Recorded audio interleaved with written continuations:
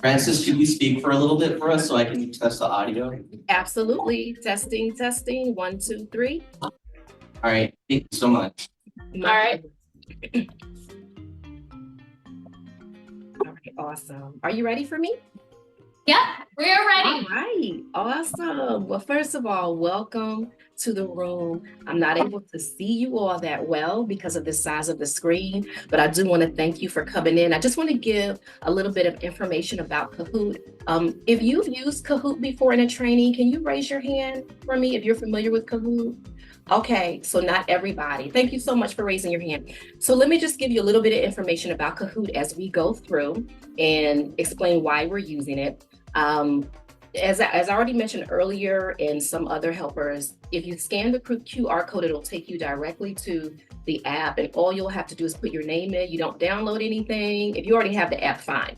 But for our training, you won't need to download anything. If for some reason you cannot get in, or if you don't have a device, no worries at all. But let me give you some information. Throughout the training, you will be able to see the instructions for getting back into Kahoot. So say, for instance, something happens, you get booted out, or you get some type of alert that clears the screen.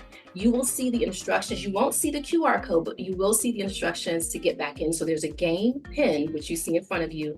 And all you have to do is go to kahoot.it, and then you'll put your game pin in, which again will show on the screen. But if you do need help while I am sharing with you all, just interrupt and say, wait, I've got to get back in, because I promise you, you're going to need to be on just about the duration of the training.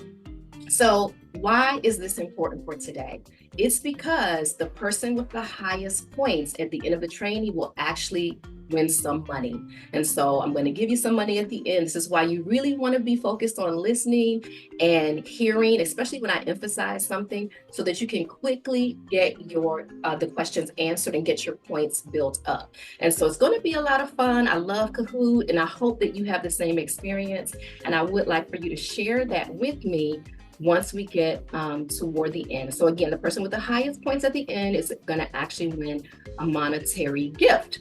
All right, so good morning, Nicole. Good morning, Amber J.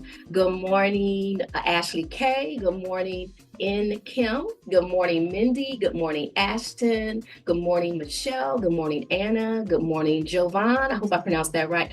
And a special good morning to Cherry Dum Dum. I don't know who you are, but thank you. Good morning, Lauren. Good morning, Ron. Good morning, Jayana. Good morning, Juan. Good morning, Alicia. Good morning, Sid. Good morning, Cameron. Good morning, Andrea. Good morning, Aaliyah. Good morning, Haley A. Good morning, Bree. Good morning, Callista. I'm so glad to see y'all on this morning. If I did not say your name, it might have come in after, but good morning to you. Good morning, Brandon Lens. Thank you for joining us on today.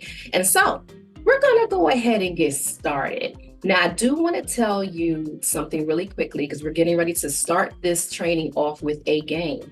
So let me get my list. I have a list of all of your names here.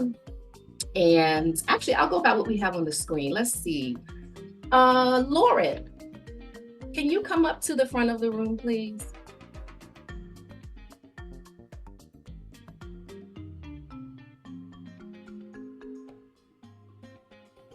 Thank you so much. When you come up, I don't want you to look at the screen at all.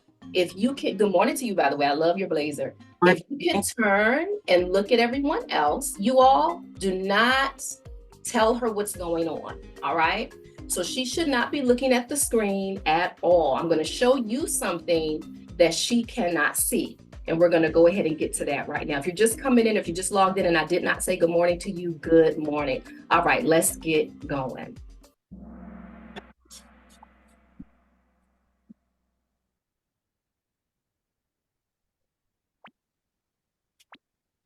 You're not looking, are you? Oh. All right, so look, everybody else, check this out. You see what's on the screen. You know this like the back of your hand, but I need you to act it out. We're going to play a giant charades game, and she's going to need to guess what this nursery rhyme is without you saying any of the words. Together, act it out in some way, and I'm going to time her for about 30 seconds. Are you all ready? Yep. Go.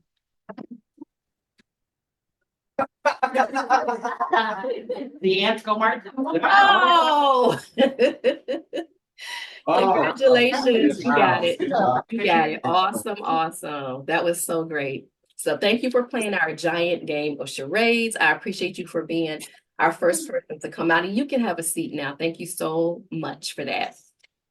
What? So good. That was awesome. All right, let's go ahead and move to our next slide. So we're going to be talking about today, you all, behavior management. All right, this is a behavior management training. And I'm also going to share with you a form that I created some years ago, which I call the escalation form. And I'll explain more about that. You should have a copy of it in your training kit, your training packet, along with some other things. So we're going to go over that in just a bit. So we're going to move on, but I just want to make sure that you have access to it because we will look at it together toward the end of our training. This is a Serve Well Solutions training. And I want to again welcome you. Here's my objective for today for all of us.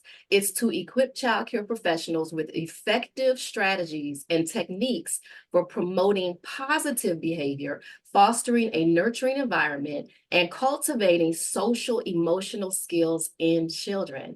So this is roughly our agenda, and this is just so that you'll know exactly where we are in the training. So we're going to talk about mastering your setup.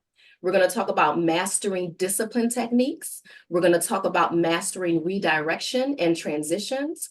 We're going to talk about the pre-escalation checklist, and we're going to talk about behavior escalation form, as I mentioned, and the teacher self-review. So I do want to, if you're an avid note taker, I do want to let you know there are going to be a lot of notes that you will be taking. So just be prepared, but also have your phone out and ready to go when it's time for us to get to the games. So let's move to our next slide.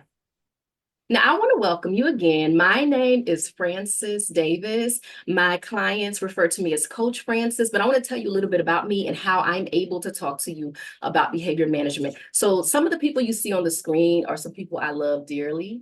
I have 5 daughters that you see here with me, and I have 2 sons down here at the bottom, and this is my husband up at the top. So we have a lot going on in the family. 3 adults, well, actually 4 now because one of my daughters just turned 18 a couple of weeks ago. So now I have 4 adults.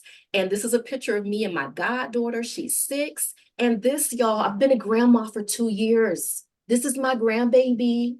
And this is her mom, my son's girlfriend. And when I tell you, I am in love with this little girl. She is just the joy of my life. And so being a grandma is very interesting. Sometimes I forget I'm a grandma, but I'm so excited to step into that phase in my life. I serve as a coach and mentor in childcare. I work with several childcare business owners, assisting them as a mentor and as a coach as well. I have developed several trainings. I love creating trainings. That's something that I absolutely love to do as a hobby. So I have lots of trainings. I have written 3 books. The first one was an anthology, Jumpstart Your Childcare Success, with me and other childcare professionals. And so I added to this book. The second one, which I just released last year toward the end of the year, is called The Heart of Customer Service in Childcare. And that's because my niche in the world of childcare is based on customer service. It's based on serving and doing everything that we do from the heart in our businesses. And so I love that book. It is available now. The third book, which is going to be published by the end of this month, is 49 employee benefits in childcare. And so that one is not available for purchase just yet, but it will be out at the end of this month. So I'm super excited about that. This is just a picture of me speaking at a childcare conference, which actually is coming up next month. So if anybody's interested, you can join me, meet me there. I'll be speaking again for the 3rd year as one of the speakers at this National Childcare Conference. And so there are some things about me, but I think it's also important to let you know that I own and operated a childcare facility for nearly 17 years, and I loved it. I retired 2 years ago, right when my granddaughter was born. And so now I spend more time doing some other things that I love. So I understand childcare, I understand behavior management. It's been a part of my life. Childcare has been a part of my life, not only personally, but also professionally. And so that's a little bit about me, but I want to know a little bit about you. So get your phone ready. What is your title at Horizon Education Centers? You have about 57 more seconds. And while I'm saying that, just so you know, some of the games, really all of the games are timed. So make sure that when you see it come up, you get to your answer quickly, especially for the games you get points for. This one is not a point-driven question. This is just so I can know more about you. So if you can type in what your title is, I would appreciate it. And we got about 30 more seconds. I see answers are steady coming in.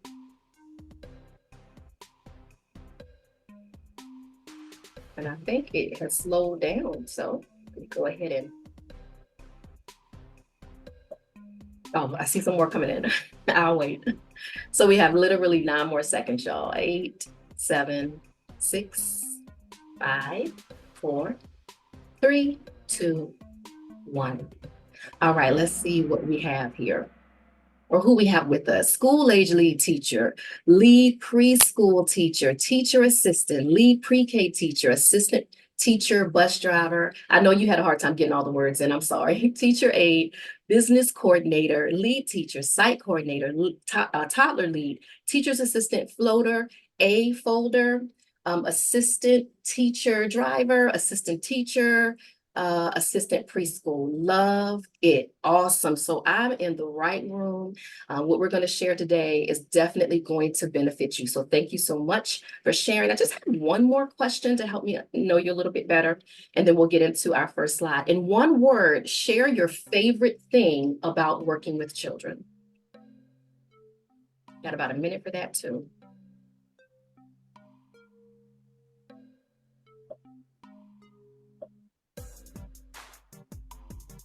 See the answers coming in. Can y'all hear the music? Yes. Oh, cool. Okay.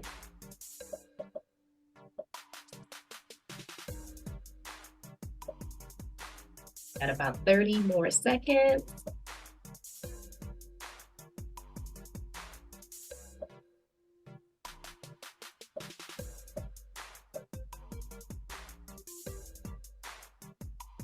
About 15 more seconds.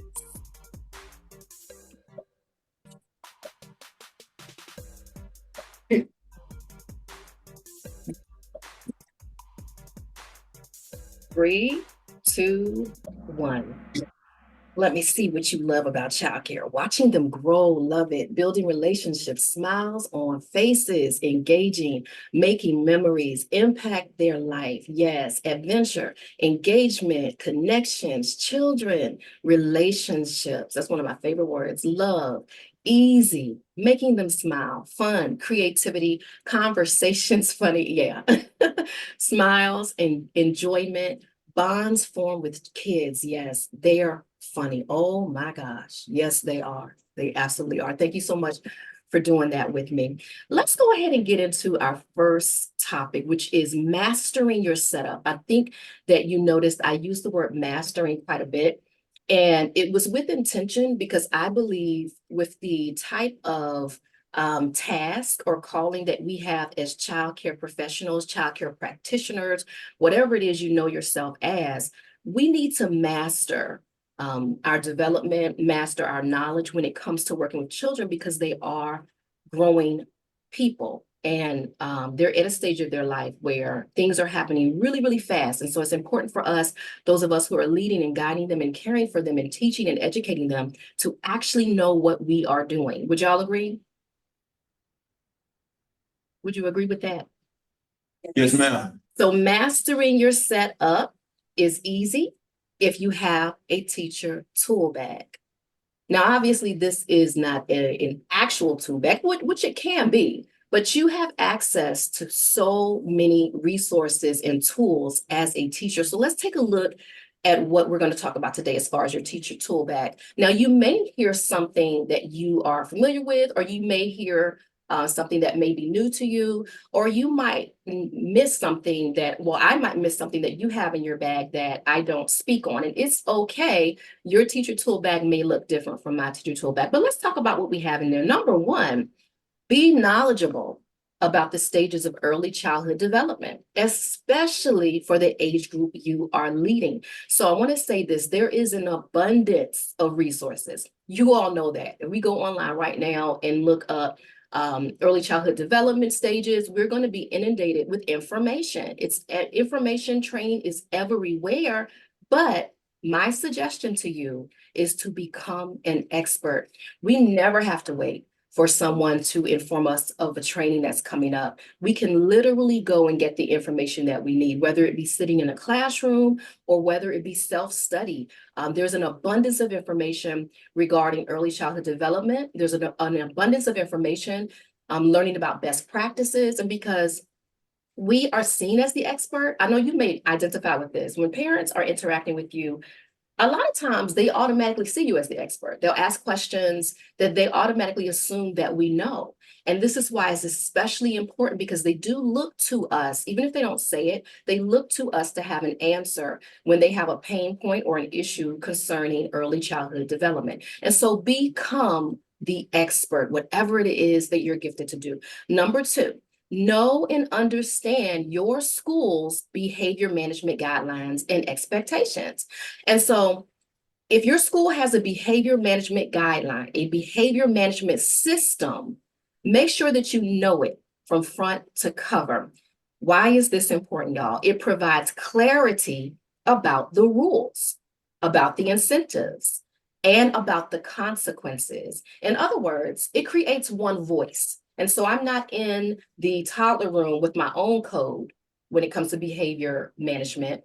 And the school age teacher is not in their room with a totally different code. Now, obviously, these things will vary because it has to be age appropriate and developmentally appropriate as well. But for the full scheme of things, we're all following the same behavior management system. And so if you have one at your school, be sure that you become very familiar with it. Number three, consistently use a daily schedule.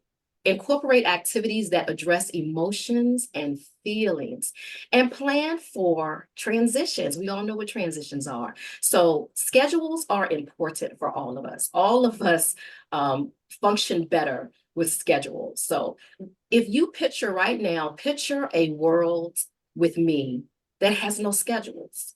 It would be utter, sheer chaos, and we already know that. So schedules are important. When you're a teacher, teaching is the main goal. When we're teachers, that is our main objective and our main goal. And the best time to teach you all is when the atmosphere is smooth. And so when the students can receive it is when the atmosphere is going to be appropriate. And let me just explain what I mean by that.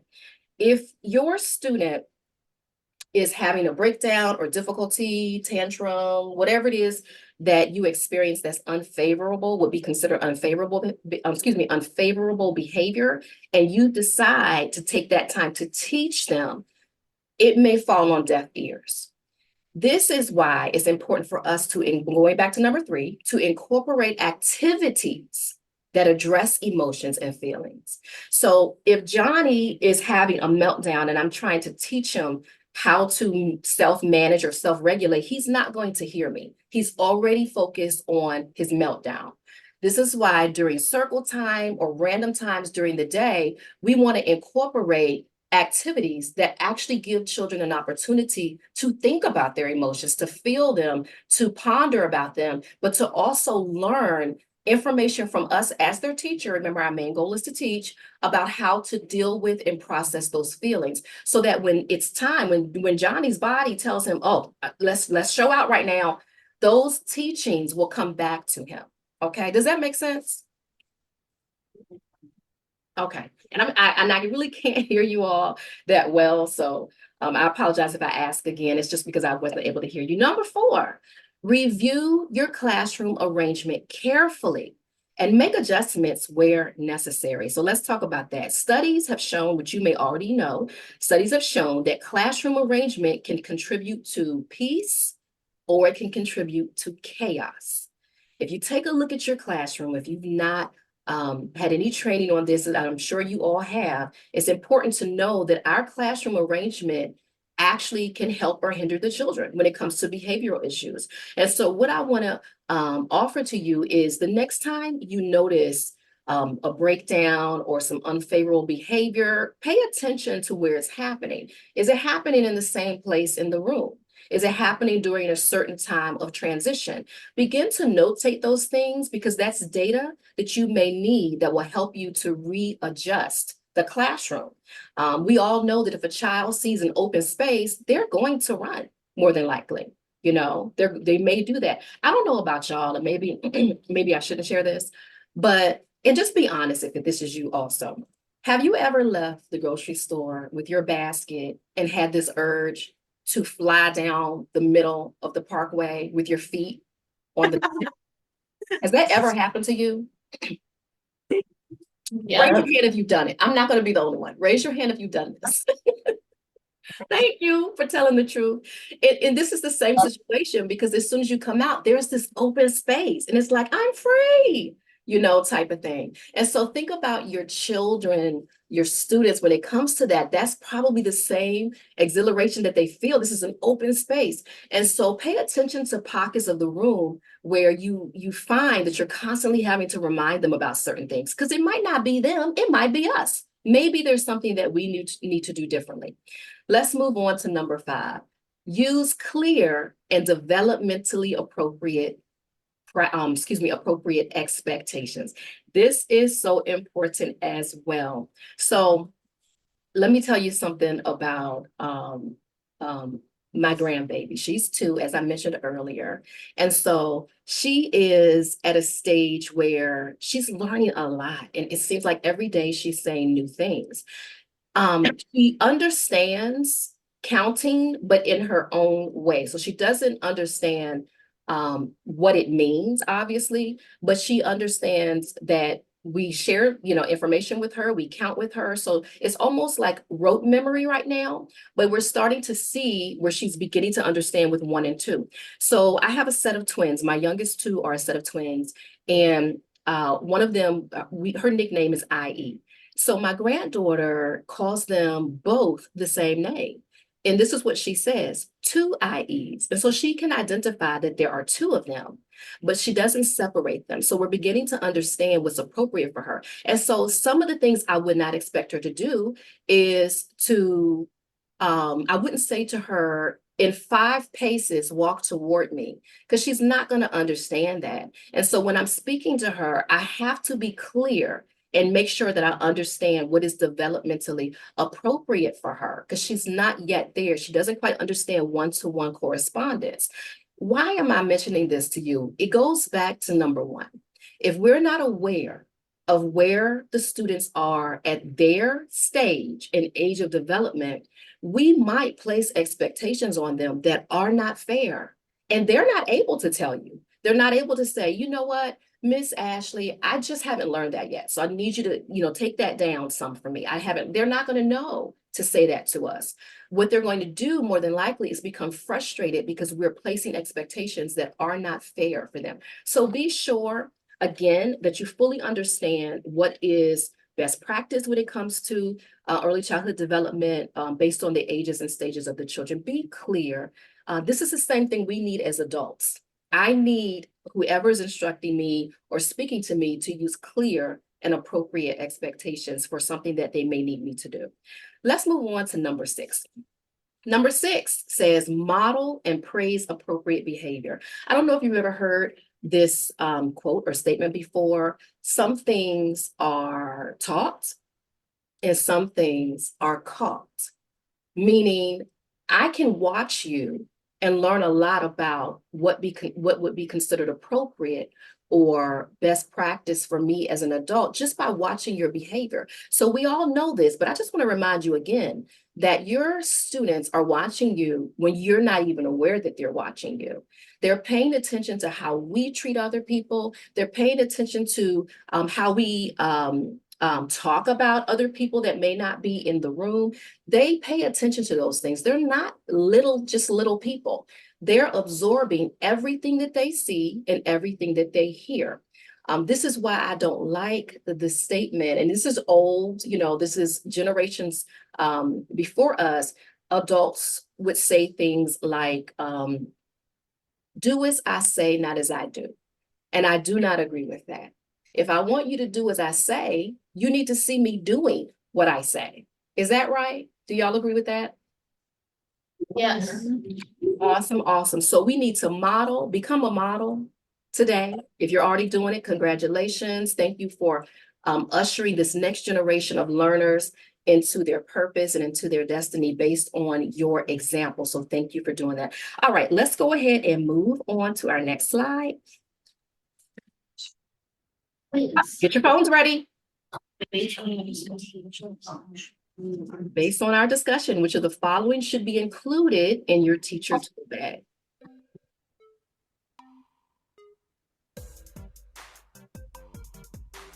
Twenty seconds.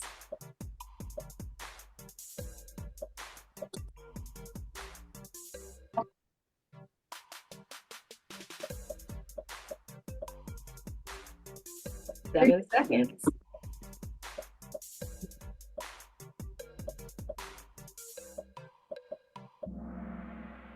All right, time is up. Let's take a look at our scores. Oh, Ashley K is in the lead, y'all. She's in the lead. Camera is following really closely behind her. Then Nicole, Lauren, and Andrea. Am I pronouncing your name right? Is it Andrea or Andrea? I can't see it. She said Andrea. Andrea. All right, awesome, awesome. All right, Ashley K, let's see if you can stay there. Let's go on to our next slide. Oh, it's a game. All right, so check this out, y'all. Don't be upset with me. I wasn't sure how your setup would be in the room. And so it's a little different than what I was picturing in my mind, but it's okay. We can still play the game. We're going to actually play two games. So here's the first one. I'm going to pick two names of two people on two different rows. Let me take a look to see if I have. Okay. Is Kimberly? You have Kimberly? Yeah. Right here. All right, and let me see, is John in? John is in? Yeah. I see a hand wave. Okay, all right. Y'all, when I tell you you look like little ants, I like can barely see you. So Kimberly and John. All right, so you two, let me mark your names real quick so I can remember who was helping us today. Kimberly and John. You two are going to be the disruptors. You're the disruptors. So on the row, y'all aren't on the same row, right? They're not. Okay, On the perfect. Perfect. So on your row, I want you all to start from the left of your row. Are you on the left of the row? No. Oh, perfect. Thank you. Okay, so on the left of your row, whoever is first there, we're going to play a quick game of telephone, hence the picture of the telephone. Now, you already know this game. You're going to whisper something to the person next to you, and they will have to whisper it to the person next to them. Now, John and Kimberly, you're going to disrupt. You're not going to cooperate with whatever it is they're doing, and you're going to yell out an animal sound. Okay, when that person gets you yell out an animal sound. Are you ready? Yeah. All right, go ahead. What? That's what, while they're like. While they're telephoning, you'll make the animal sound. Who starts the telephone? Okay, so Are you? You started. Is it, Yeah. She said start. explain it again. So. you're trying to distract everybody else? Yeah. I can go over here. Yeah. Alright, cool. Or are we all playing? I'm sorry. No, just those two Just those rows. So- Okay, Oh, so this row. so this whole row. And and then that whole row. second and third. Wait, Yeah. so. So remember, John and Kimberly, remember when they get to you, you yell an animal sound. Come on. That's something que one de vacaciones. Okay, so like a phrase? Whatever pass along to. Yeah. She got one second here. Oh, when do we start? Now. You start now.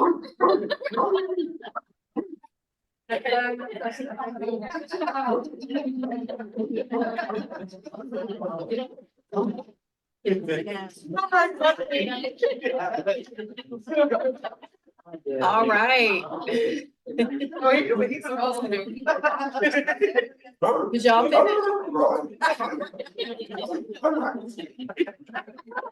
I couldn't, I was Dr. Bear. Oh my goodness. Did both rows do it? Okay, It's too early. are we at the end over there? Yeah. Okay, Did both rows do it?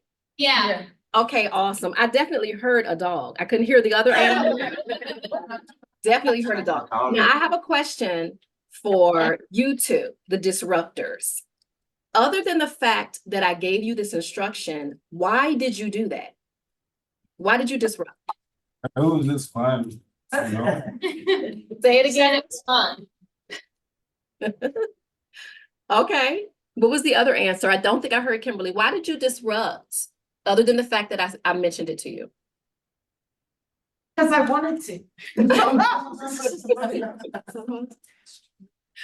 Oh my goodness. Okay, so that was really, really good. That was really good. I've never actually played that game in a training before, and so that's why I was over here just laughing. So I will continue to do this. This was, but let me tell you why I said that. And this is what I thought one of you would say, and I'm going to explain to you why. And I love your answers. You just expounded this for me for future training classes. Sometimes when children are disrupting, it is for fun. They do want to do it. They, it's something that they were driven to do for whatever reason. And then there are some times when they don't know. Have you ever asked a child, like, why are you doing this? And they just shrug their shoulders or they don't give an answer. They may not know why they can't stop talking or why they tripped their friend or why they, interrupt during circle time. And so it's important for us to understand that sometimes the disruptor may need some additional training and preparing. Do y'all get what I'm saying? Yeah. Okay, so just be gentle with your disruptors. They may need a different type of discipline and training than we really, suspect as far as the class is concerned. So let's go to our next slide. Thank you so much for playing that. And thank you, John and Kimberly. Can y'all give them a clap? Thank you. Y'all want to know what was the words in each row? So. Oh, yes. First. I was told sandwich. Sandwich. Yeah, that was right. Oh, okay. What was the other one? It's fun. Close. Close? But this is really. Oh, This is okay. really fun. So Okay. it's pretty good. All right. That was awesome. Thank you so much for that. All right, y'all, let's move on to our next slide. Understanding the difference. Now, this is important. I actually just used the word discipline a little while ago, but I want to share something with you. You may be aware of this, but I'm going to tell you anyway for someone who did not really understand the difference. Sometimes when we hear the word discipline, we give it a negative connotation, or it may sound like a negative word, or that there's a problem, and that's not true. Discipline is important. And according to the dictionary, I did put some definitions up here. It's the practice of training people to obey rules or a code of behavior. So discipline is something that we do as teachers. All day long, we are actually disciplining our children. We're teaching them how to obey rules and the code of behavior for our classrooms. It is a practice, and it's something that we do every single day, all day.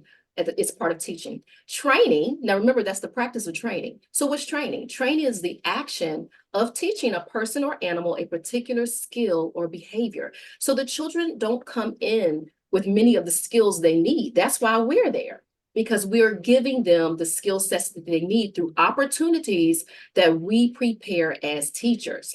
So what about punishment? Because sometimes when you hear the word discipline, you think punishment or you think consequence. Punishment is inflicting a penalty or sanction on someone for an offense.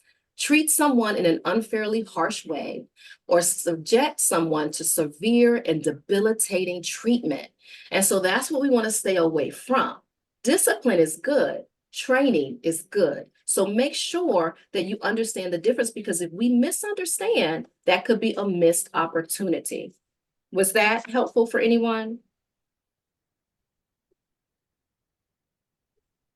Was that a yes or a no? You got some yeses. Okay, I'm sorry, I cannot hear y'all. All right, let's take a look at this. We're going to talk about mastering 10 discipline techniques. And so I could only fit 5. on the screen at a time, which is good because I don't want to overwhelm the slide. We're going to talk about 5, and then we're going to go into something else after this. And I'll get to the image that you see on the screen as well. Now, here are the 5 discipline techniques that I want to go over with you for this slide. Number 1, your main objective is to facilitate learning. We've talked about that throughout. Our main goal is to teach. Obviously, safety is daycare, childcare, school 101. We all know that safety is more important than anything. But after that, our main goal and objective is to facilitate learning. The next bullet point, ensure your expectations are realistic and achievable. We talked a little bit about that as well. The third bullet point, understand learning styles. We've spoken about that. Invest the effort. The next one is invest the effort to understand each child's individual needs. Now, I love this choice of words. And again, that I chose invest intentionally because we have to be able to have a mindset of sacrificing our time to be able to learn more about the children in our care. It is that important. The children come with needs that are come from a variety of reasons. And so in investing the effort to actually understand that child, especially a child who has challenges with behavior, even more so that child, investing the effort to understand where they're coming from, when they know that they're seen and they're heard, you will begin to notice a difference in behavior. And lastly, speak to the part of the child's brain that you want to listen. Let's take a look at this chart. I don't know if you can see it that well, but I'm going to talk you through it. We're not going over all of these. I only want to talk about 2 portions of the brain. So the frontal lobe, as you may know, especially if you've taken any type of child psychology classes, anything like that, you're familiar with this, or if you've done self-study. So the frontal lobe is where our thinking takes place, our problem solving, our executive functioning all take place there. Our cognitive takes place there in the frontal lobe. In that middle section, which is referred to as the temporal lobe, this is where we experience fight or flight. And if you're familiar with that, you already know that that is a hormone. And this is what happens when we experience some type of stress, right? It's a stress response. You're familiar with this, correct? Yes. Yes. Okay. And again, it happens when hormones are released into our body, when your body senses trouble. Why am I telling you about that? It's because sometimes children, I've seen this not only because I have owned and operated my own childcare facility for almost 20 years, but I've also gone into many childcare facilities. Even as a CDA PD specialist, I'll go into centers to do observations for candidates who are seeking to get their CDA. So I've been in many, many different facilities. And of course, I work with clients across the US. And so I've experienced this quite a bit. When a child is yelled at, for instance, sometimes a teacher or a caregiver gets to the point where they are totally frustrated and they revert to yelling. The problem with this, well, there are several problems, but one of the problems with this action is that those words will go to the temporal lobe and the child will automatically brace themselves. Stress will kick in and they're either going to fight or they're going to shut down or they're going to run. They've learned nothing but that teacher is untrustworthy and they cannot depend on that teacher. And so while the teacher who's highly frustrated may think that the child has learned something because they have been feared, fear has been placed in them to learn something, they actually have not at all. This is actually causing more damage. And so when you want a child to listen to you, you want to make sure you're speaking to the part of the brain that receives information, even if you have to say it multiple times, because we all know that repetition is power. Repetition is what we all need. I know myself as an adult, repetition is important for me. It's golden for me because the more I hear something that I should be doing, the more it's going to stick and penetrate my mind and my heart, causing me to change. But if I hear negativity, if someone is speaking to me in a way, even sarcasm, I've heard that quite a bit as well. Now, I'm not saying that, there's something completely wrong with that, because sometimes we speak in that way and the children know it and we all laugh. But there are some levels of sarcasm that's simply rude. And the children feel it. I know you've heard this quote before. I may not remember what you say, but I will remember how it made me feel. And sometimes they might not be able to actually put into words what they received, but they have a feeling that comes with it. And so be very, very careful about what part of the brain, which part of the brain you're actually speaking to, because the last thing we want to do is waste our time or waste the child's time. And so every word should be like a gift, should be like opening a gift. Even if those words are going to be delivering a consequence, it should still be like receiving a gift. So be very, very careful when you are speaking to the child that the part of the brain that should be penetrated and affected actually is. All right, any questions about that? We had a question to see if we could get this slide somehow, because I don't know if they're in the handouts. Yeah. But perhaps through email or something with Tree, and then we could give it out. Absolutely. Excuse me for interrupting you. I apologize for that. And absolutely, I will send, let me leave a note for that right now to make sure I don't forget. Thank you. Found this. Oh, it's my pleasure. I found this online. And something told me put it. Oh, you know what? I just remembered. I remembered why I didn't put it in your packet. Well, I can't tell you now. You'll see later. I can't tell you. Send brain image. And just let me know where to send it at some point so that I can get it to you. And I'll be happy to do that. It's not a problem. I love it. I love the font. I love the colors, and it gives a lot of information and detail. So it's the best one I could find. So I definitely wanted to share it with you.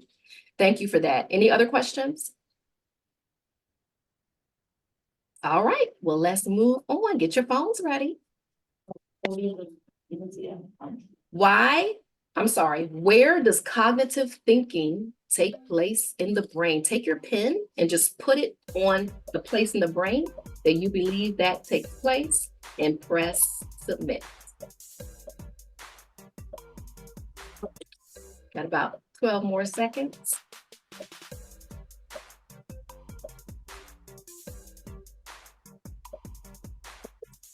Three, two, one. All right, let me see how y'all did. Oh, awesome. So the majority of everybody pointed to the frontal lobe, and you are correct. So that's going to be this peach colored region here, the frontal lobe. And so I'm definitely going to get that slide to you so that you can have access to that information and display it if you would like. So thank you so much for playing that, but keep your phone out. Got a quiz. Which one is not a learning style?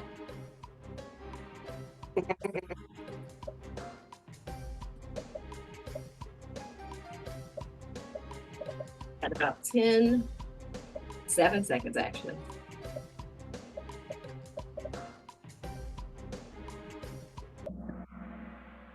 All right. Let's see how we did.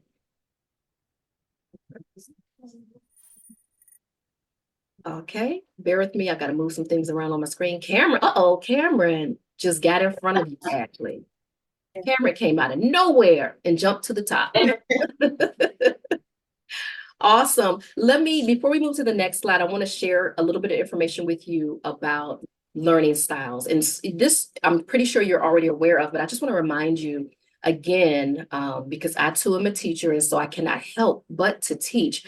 Let's talk a little bit about learning styles, and it's gonna reference the next question that I'm gonna ask you. And so what are the different types? Let me just hear you blurt out some of them. Visual. Mm-hmm. Auditory. Yep. Kinesthetic. Mm-hmm. Any more? So there are many, but oftentimes, and I love whoever was just answering, that's great, because we have our go-tos, our main learning styles that we focus on as teachers. So visual obviously is when you learn best through visual aids, which could be pictures, diagrams, videos. 65% of people are visual learners, according to research. And then of course, auditory, these are the people who prefer to learn through listening and verbal instruction. This is not me at all. I am not an auditory learner. I must see pictures, visual aids, and those types of things. Now, our kinesthetic learner is the one that learns best through hands-on activities. They want to move. They need to get up and move around. And so it's important for them to be able to connect to what you're teaching through the way that they learn. And then we have tactile learners, which almost sounds like a kinesthetic learner, but it's a little different. So the tactile learner learns through touch and hands-on experiences. So clay, types of sensory exploration, sand, textured objects. Those are the things that help them to connect what you're teaching to what they're learning.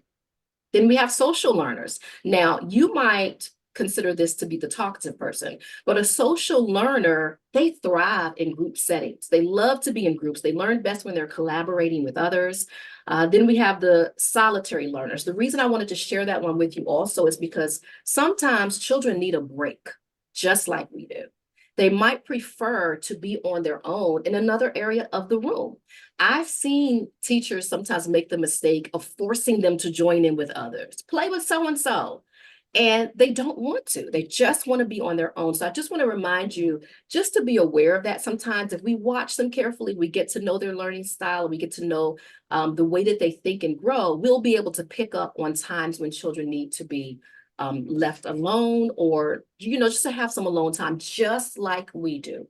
So let's take a look at the next one. I want you to drop your pen on your preferred learning style.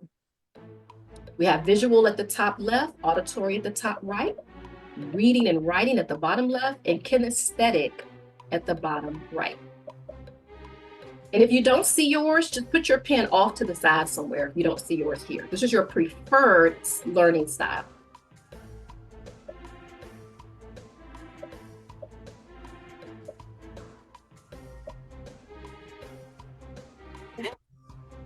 One. All right.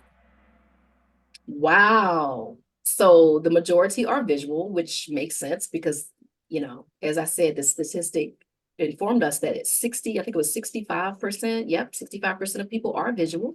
We have one auditory. God bless you, because I tell you, when someone's telling me something, it literally goes over my head unless I've done some other action to remind me or to enforce what I'm learning.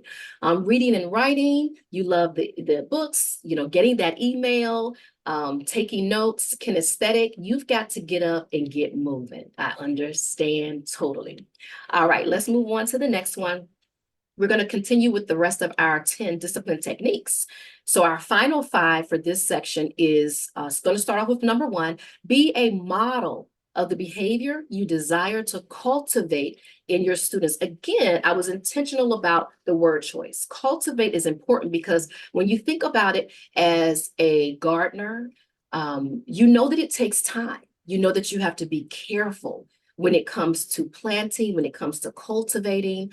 The atmosphere has to be right. The environment has to be right. You're literally, the seeds that you have in your care every single day must be treated with care. And so one of the things, as I already mentioned, is that they're going to be watching you. And that's how they will learn some of the behaviors that they need to emulate. And so be very careful in understanding that you're a model. I know you thought you were a lead teacher, you thought you were an assistant teacher, but you're also a model. The bullet point under that is give choices. This is so important as well, because when a child is able to choose, it can help you to get out of a sticky situation. And let me give you an example of what I mean by that. And so if a child wants to do a certain action, but that's not available to them, and you give 2 options for what they can do, you've already distracted that child's mind to what you're saying, as opposed to what they want to do. And immediately their mind will begin to think about the 2 options that you laid on the table for them. And it allows them to feel empowered that they get to choose. And so the choices that we give them should be choices that are doable. All right. And so let me explain what I mean by that as well. We don't want to give them a choice that actually can't happen. And I may talk about this again, I may be jumping the gun on this, but I'm going to say it now. I've heard teachers say things, and I know sometimes it's unintentional and we don't realize it because we would just want to get through the next portion of the day. But I've heard teachers say things like, well, you're not going to get your lunch if you don't hurry up, or, something to that effect. And if the child actually doesn't hurry up, they will still get their lunch because we're required to give lunch, right? So we have to be careful about giving choices or making statements that are actually doable and that actually will occur. And so the child may not receive that in the way that we were expecting to deliver it. And it's important for us, again, to give choices that are realistic and actually doable. The third bullet point is provide and deliver consequences. This is so important. Oftentimes, we want to give them the benefit of the doubt, and we'll keep saying, well, if you don't, well, guess what's going to happen? And we'll keep saying it over and over again and never, ever deliver the consequence. What happens when we do that? The child, little by little, begins to lose respect for the teacher. And because we don't actually hold up to what we say. Children need and want to do the right thing. But we have to train and teach them why it's important and give them opportunities to do the right thing. And so if I said to you, if you throw a block at Susan again, I'm going to take one of your tickets away, whatever, you can fill in the blank with whatever you use in your classroom. I'm going to take that away from you, or I'm going to move your name from Amazing Day down to Think About It, as you can see on the poster in front of you. If I don't do that, then the child will know they can get away with it. And I really am just puffing, air out of my mouth all day long. And so it's important for you to stand by what you say every single time, because that's how they will begin to respect you as the leader in the classroom. Does that make sense? Does anyone have anything to say about that, or has a testament to the fact that that works? Or are you in a situation where you're that teacher, like, okay, I just constantly warn. I constantly warn and I never actually do it. Is there anyone that wants to share anything regarding that?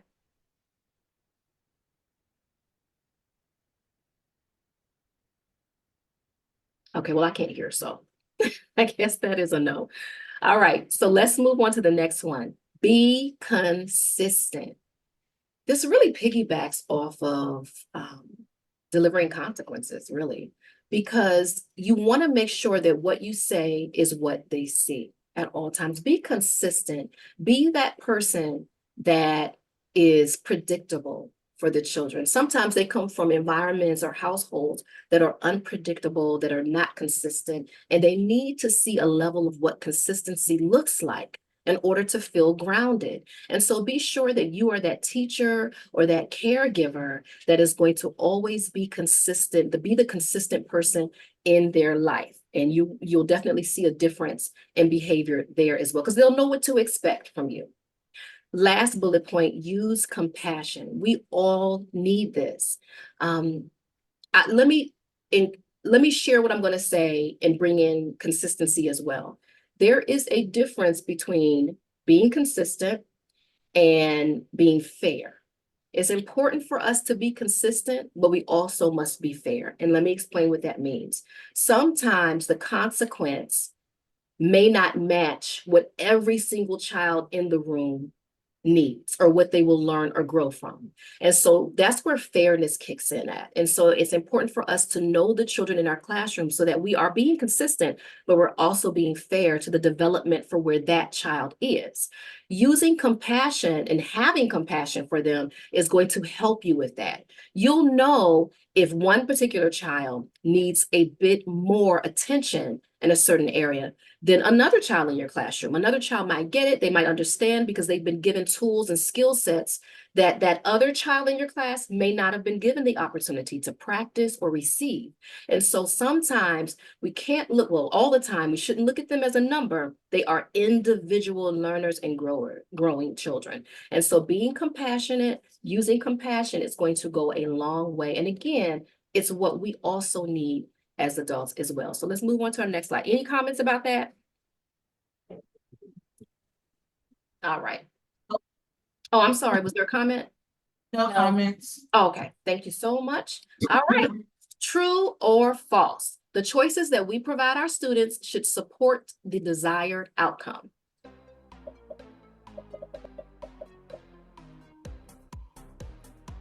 True or false? Oh, y'all are answering this one quickly.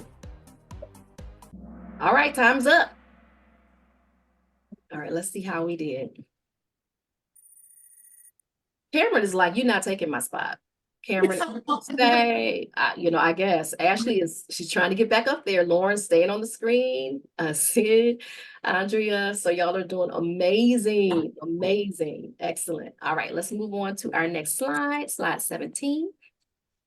Let's talk about mastering redirection and transitions, because sometimes this can be a challenge for teachers. Redirection and transitions, because this is often where you notice you have to provide additional discipline to make sure that the children are flowing with you. So I only have 3 bullet points for this one. So let's talk about it. You want to say what you want to see. Everybody in the room, do not look at the red light.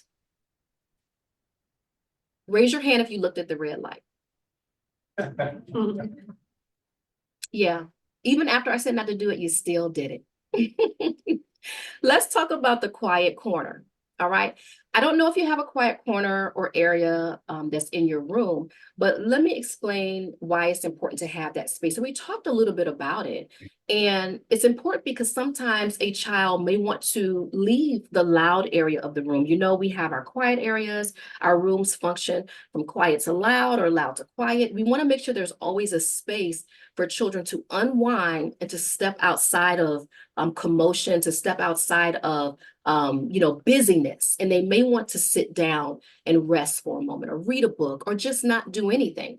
And so having a quiet corner is going to be important. But my recommendation to you also is that you have a spot for a child who has lost control. They may need to step outside. They may need to separate. And when I say outside, I don't mean outside of the room. Inside the room, they may need to be separated from activities that are going on if they're unable to control themselves.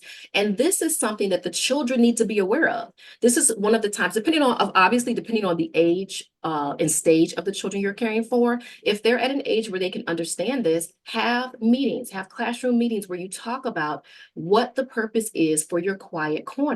Now, I would separate the quiet corner that is for those who just choose to go there and relax or unwind from an area where you dedicated that space to those who need a little redirection. They're having some challenges. Have that space to be a separate space so that the children all know, if I feel myself getting to a place where I can't control myself, I know I need to run there.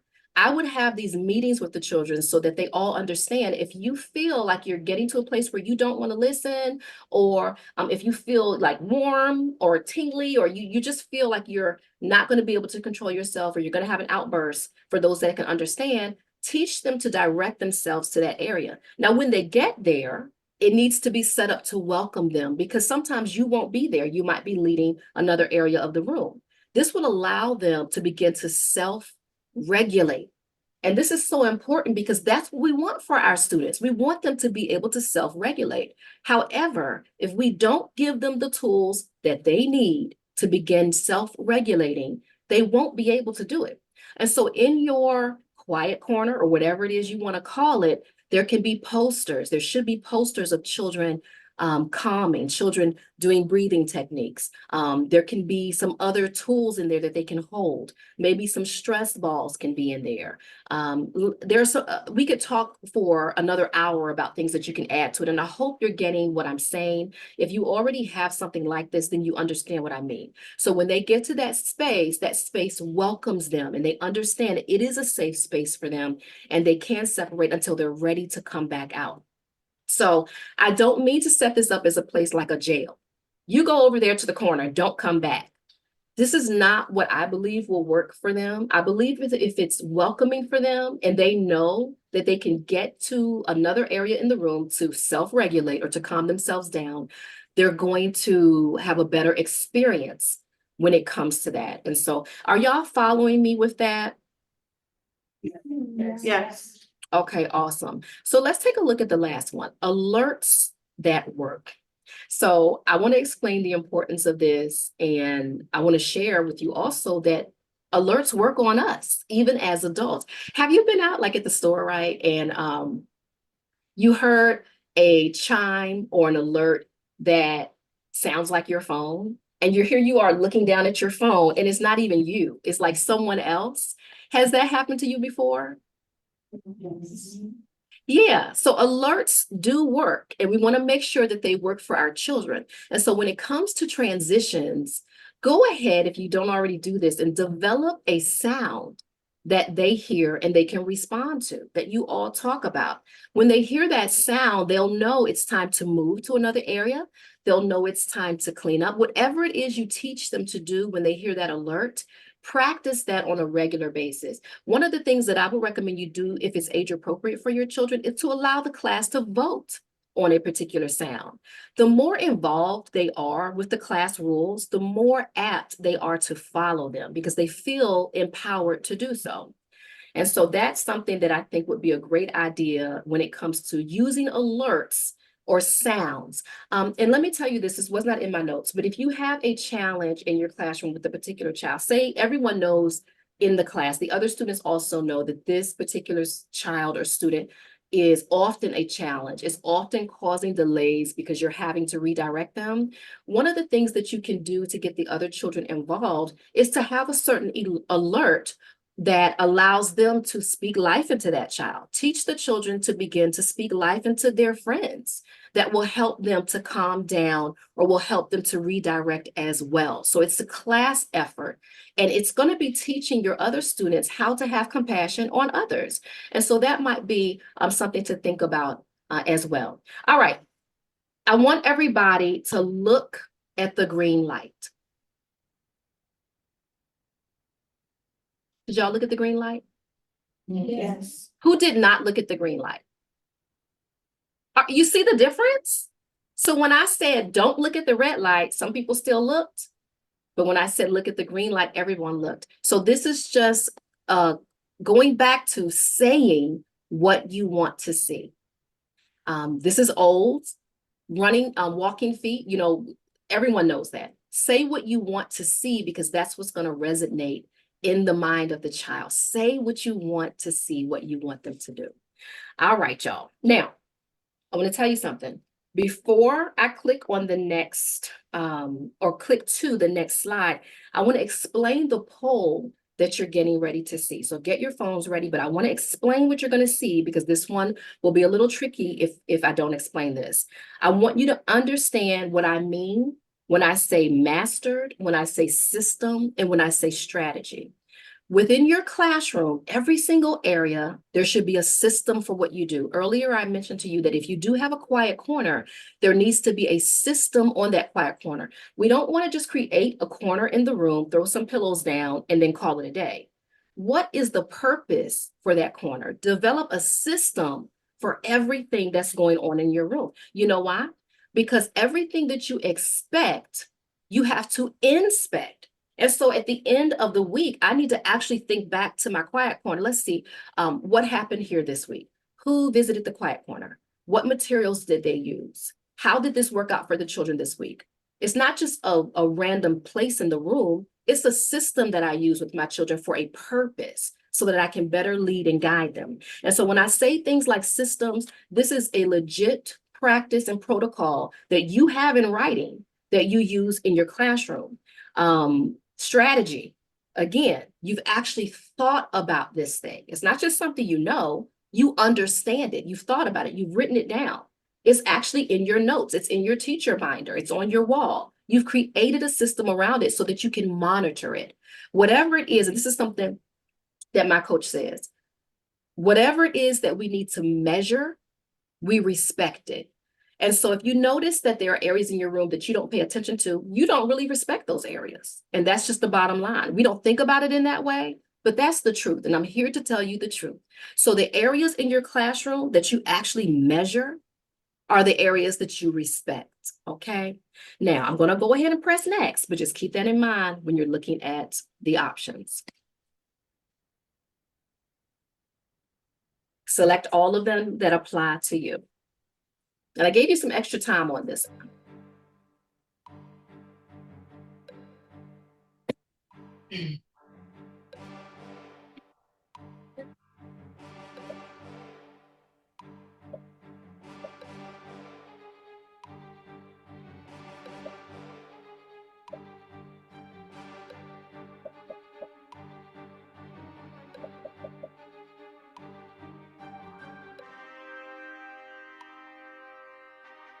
Sixty more seconds.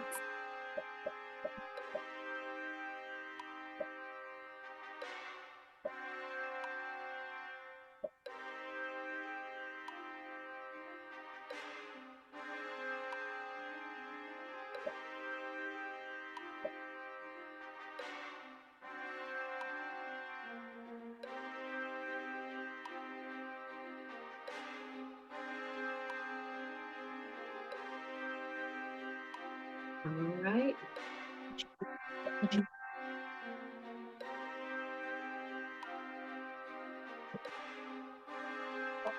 I want to say we only had 23. Is that right? 10 more seconds, just in case. And then we'll take a look at the results. Actually, I'm gonna be 27. About All right. 27. 27? Okay, okay. So let's take a look at our scores. First of all, let's see where if Cameron is still shining on the top. Let's see here. Oh, well, it didn't give me the results. All right. Let me go back and see if I can look at those with you. Okay, let's take a look at them. So 71% of you use a quiet corner system in your room. I am so excited to see that result. That is amazing. Let's take a look at the next one. I have mastered transition techniques. 25% of you. I use a management system in my classroom, 58%. Awesome. I use a communication strategy. Awesome. 83%. That's amazing. I have not yet mastered redirection. No worries. 33%. Thank you for telling the truth about that. I have not yet mastered transitions. 42%. Excellent. And so we are steady growing and learning while we are teaching. That's why I love getting into sessions like this, because you can hear techniques and ideas that you can try. And that's the important thing with working with children. We're constantly trying new things to see what works for our classroom, not just one year, every year. There's a new group of children. And so we are constantly trying more techniques, new things with them. All right, let's go ahead and go back to where we were. Now, let me talk to you about pre-escalation. But before I do that, I want to talk to you about the form. So do you have your behavior escalation form? I want you to get that out if you have it. We're going to talk about that in a moment. I want to tell you a little bit about that. All right, so if you have it, this is a form that I created based on a pain point that I had in my business. I don't remember what year it was. It was some time ago, but I noticed, and this was for a particular teacher that was in my facility at that time.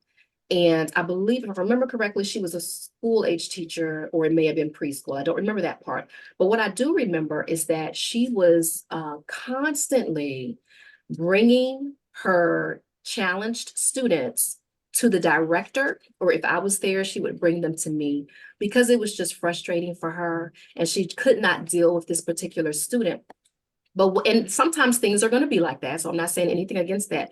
What I am saying is that there are occasions where she could have worked with the child a little more and opted not to. And so what this led me to do, because I refuse, I do not sit in frustration. I'm not one of those people that will complain and hope for a better tomorrow. I'm not going to hope for a better tomorrow. I'm actually going to create systems and strategies that will change whatever is causing me to have a pain point. And so I hope that you caught that, because as a teacher, you can develop, according to what protocol is, you can develop strategies and develop systems that work for the situation that you're in. And so it caused me to sit down one day. I remember sitting in my office and thinking, how can I help her be a better teacher? Because I'm not going to complain about her. That won't change anything and that won't benefit my business. How can I help her to teach better? How can I help her to manage her room better? Because it wasn't so much about the child. At this point, it was about the instructor. And so I wanted to support her by actually helping her develop more as a teacher. And so this is where this form was born. And the form actually holds you accountable, but helps you to help the child as well. So I'll go into more detail about that, but I was just going to tell you how it began. Now, according to the image on your screen, before escalating the checklist. So in my facility, what it informed everyone was that if you have to bring a child to the director or call for the director or a team support leader to assist you with that student who may be challenging you or who may be exhibiting unfavorable behavior, this is what I need you to think about before you do that. Number one, what is my level of frustration? Why is that important? That's important because if I'm highly frustrated, anything that comes out of my mouth may be the wrong thing because I'm functioning on my frustration. So first, I need to discover what is my level of frustration because that will help me to self-regulate my own self as the teacher, as the instructor, as whatever it is that you're operating in. Number two, what other tools do I need to research regarding behavior management? And so this is a situation where we get to self-assess. Like, am I missing something? Is there something I need to study more? Is there something I need to investigate more to help this child in this situation? Number three, am I using best practice techniques and respecting the student? This is important because sometimes we may do things that aren't respectful to the student. I'm not talking about major crazy things. I mean, just little things that actually won't assist the child in their development or their growth. So am I using best practice techniques? Am I following our behavior management system for the school or for my classroom? Number four, am I looking for patterns in behavior from the student? This goes back, this is the type of teacher who is serious about their task. When you're looking for patterns in the child who is often, a challenge, it's important because it's going to help you to help them. So if I notice at the same time every day you're falling out, if I notice at the same time every day you're on attack mode, I need to be writing those things down. I need to pay attention to what's happening before that occurs. What time of day is it? What activity are we doing in the classroom? Who are the friends that is around this person? What's happening that could be triggering this child at this moment? These are the things that you need to be aware of as a teacher, because then you can actually attack the situation successfully because you're aware of what's happening because you're watching for patterns. This is super important. Now, this is my other advice to you. These are things you want to know ahead of time. So when you're in the middle of dealing with a child who's having a behavior issue, you may not have time to ask yourself these questions. The number one, yeah. But some of the other questions, you may want to decide to investigate these things for yourself. Okay. So again, the before escalating checklist was important for my team because I wanted to make sure that they were doing what they needed to do prior to asking for help. It's very important. All right, so let's move on to your drop-in. Uh-oh. All right, here we go. What is your general stress level on the job? This is you on a regular day. Generally, what's your stress level? Stress.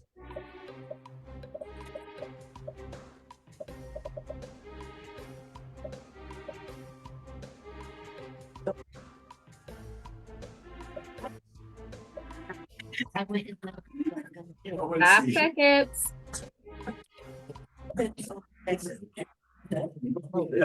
Oh, woo. Hold on, I have to drink some coffee from that, looking at that. All right. Let me explain to you why I asked you, and I'm so glad that I did. We need to be aware of our stress levels because everything that we produce, you can produce good fruit and you can produce rotten bad fruit. Everything that we produce, that we deliver to the children, that we deliver to our coworkers, to our leaders, to those who manage us, is going to flow from our level of stress. All right. Now you can pretend up until a certain point, and after that, the curtain falls, right? So we can pretend for a while, but after a while, you get to the point where you're totally frustrated. So I want you to really don't ignore this. I want you to, and I'm going to send y'all some stuff as a matter of fact. Let me put a note up here again. I'm going to send you some tips and some tools to use. And now, granted, I don't know why you're stressed out. So maybe what I'm sending you is nothing, but I'm going to send it to you anyway, because we do need to figure out how to bring our stress levels down because of the tasks that we have working with children. And you do know that stress can connect to your health. Y'all know that, right? If you're highly stressful, it can connect to your health, which is going to be a problem. So I wanted to make sure that you saw that and that you were aware. Was that helpful to anyone, seeing these numbers? Yeah. Okay, awesome. Let's move on to slide 21. Take out your behavior escalation form. I'm going to go through this with you. Before I do that, was there anyone who wanted to share anything about the previous slide? Is there anything that you wanted to say? Okay, I just want to make room for that. I don't ever want to go forward too fast if there's something that you want to stay on. All right, so let's take a look at your behavior escalation form. Now, again, this was something that I created for what was happening in my program at the time. I did upload this online, so there have been other teachers that have used it who I've never even met before. So you may look at this and be able to use it just for assistance with increasing your skill set. You may not use it as an actual document for your classroom or your school, which is fine, but I want you to be aware of these things. And so at the very top, we have follow-up date, because you always want to follow up. And so that portion is there to make sure that you don't forget about what happened. You actually follow up and determine whether or not it was a good outcome or whether it wasn't. So at the top, there is a table where you would put the date. Now, this is the portion that the teacher completes. The date, who you are, who's completing the form, the name and age of the student in question. Where did this behavior happen? Where's the location? Was it the classroom? Was it outside? Was it on a field trip? Was it in the hallway? Total number and ages of students. So anyone else that was involved during this breakdown, what was the total number and the ages of the other students who were in the same environment that this took place? And then who did you submit this form to? This is why the follow-up is important. So this first section is completed by the classroom teacher. Number one, what activity was the student in class engaged in prior to and during this behavior? Remember, we talked about this a little bit because we want to begin to track trends and we want to begin to look at data. The second portion is, what do you believe may have initiated the undesirable behavior? This gets me thinking as the teacher, like, what happened in my classroom? It requires me to actually pay attention to my management in the classroom. So what do I think might have happened that triggered or initiated that undesirable behavior? The next one, which techniques were used to encourage desirable behavior, and how did the student respond? So what exactly did I implement or do that caused that student to switch, that caused them to get back in line, to become in alignment with what the class was doing? What techniques did I use? Were there techniques that came in my behavior management system, my protocol? What did I do? Now, if it's not something that was in your protocol, it's something that your creative teacher mind came up with at the moment, write that down. That may be the start of a new system that you can begin to use in your classroom. Now, if there are any additional comments that you as the teacher might have, or you may want your leader to know, who you gave this form to, you would put all of that there. The gray box is to be completed by the manager or whoever you gave the form to. It might be another teacher or lead, I don't know. Whoever you give the form to, whoever receives the form from you is the person who completes section 2. Here's section 2. First of all, they put their name. Did somebody say something? I don't believe so. Okay, sorry. Whoever the manager or associate was that's completed it, their name goes there, they put the date and they put the time. Now they have to answer, did you assume care of the student? If you did, check yes. If you did not, or you would not, check no. Now, if you did, how long did you manage the child? How long did you have the child in your care? And if you did not assume care of the child, why didn't you? So that information will go there. This is going to be important when you get ready to do an evaluation or a side-by-side for your follow-up. Next, describe the occurrence as it was described to you. So remember, if you're the leader or the manager or a co-teacher, you weren't there. And so this person is describing to you what happened. Write that down. What observations, including teacher disposition, did you witness? And so if I am the manager and the teacher brings a child to me, was that teacher frustrated? Were they losing track of what they were saying, or were they calm? I need to write down what I witnessed. This may have to be referred back to later at a later date. So make sure you write those things down or remember those things. Now, based on your knowledge and assessment, what approved techniques did the teacher apply? This is why it's important to have one voice when it comes to your behavior management system. So you can always refer back to it. Everybody knows the same thing. And so based on the knowledge that that leader has, what approved techniques did the teacher apply? Why is this important? It's because you'll know that I, as the teacher, implemented what I was taught. And so that's why I need to bring this child, because those techniques didn't work at this moment. And that's important to cover you.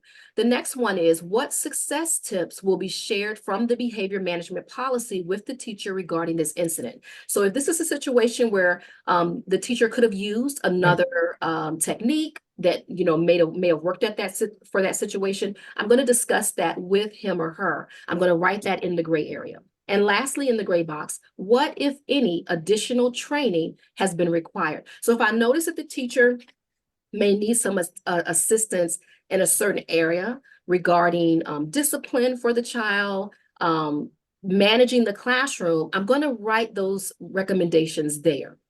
Under the gray box is where the teacher would sign off and place the date, and the same for the manager or whoever assumed or received this form.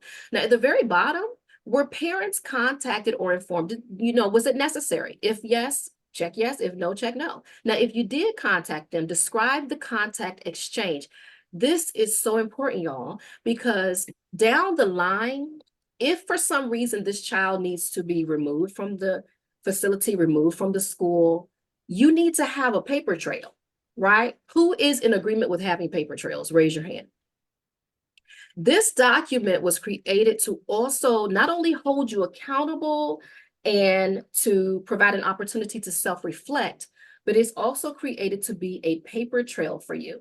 Okay, so if somewhere down the line a child needs to be expelled for behavior, you weren't able to meet this child's needs, maybe they need a different type of environment, you'll be able to pull out your documents and say, we've tried all we could.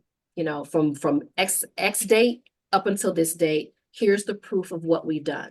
Okay, was the student escalated previously? So how many times has the student been escalated? You'll be able to notate that. That's important for your record keeping.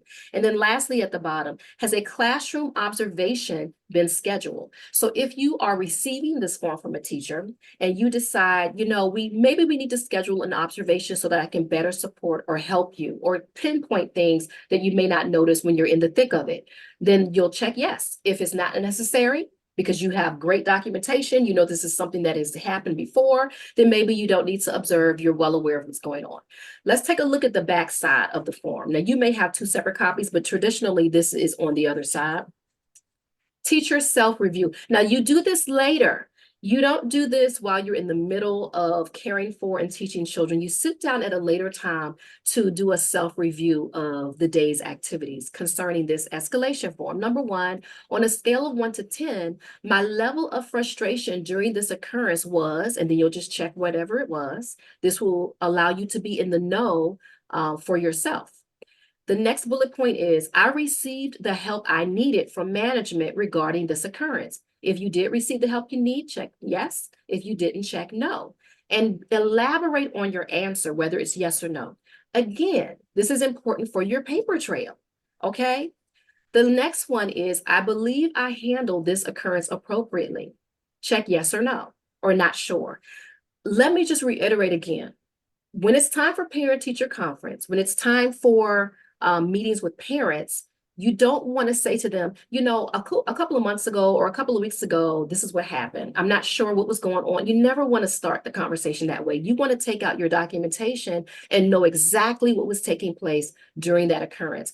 That is going to cause you to be in the seen as the expert. It's going to cause you to be seen as the professional. Hopefully you caught that as well. So the next one is, I have noticed the following patterns from this student. This goes back to what we've been saying the whole time. Pay attention to patterns, pay attention to trends that are taking place. It only takes a moment to notate it. If you walk around with a little notepad, a mini notepad, and something to write with, it'll be easy for you to do it. Sometimes I would have my teachers to have a dry erase poster board in their classrooms where they could run over and make notations there as well. Just make sure that you're making note of things. Sometimes we forget what takes place. We have so much on our plates. We wear a million hats. And so this is how you can protect yourself and hold yourself accountable and support yourself in making sure that you have notations for things you need to refer back to. The next one is, second from the last, some additional tools I have or plan to incorporate in my classroom regarding behavior management include. So if you look at the situation and you tell yourself, you know what, I think I might need some additional training on that. Write down what that is. Or if it's a tool that you need, do I need additional tools to help me with behavior management purchase for my classroom? Make a note of that. And lastly, additional comments. And so if you want to notate something you want to make sure you remember at the time you need to reflect on it, write as much as you need to in that space. That is how the behavior escalation flows. So I'm going to tell you again what the purpose of this form was for me when I created it. It did 3 major things. It provides accountability for everyone. It provides an opportunity to self-reflect, which is important, and it helps teachable teachers. So remember, this is going to help you if you're a teachable teacher, if you want to learn, if you absorb knowledge, you seek information. If you're a teachable teacher, it's going to help you to sharpen your classroom management skills. That is the purpose for this form. Does anybody have questions about the form? Give me your thoughts. And if you have a mic that you can use, I definitely want to hear what you have to say.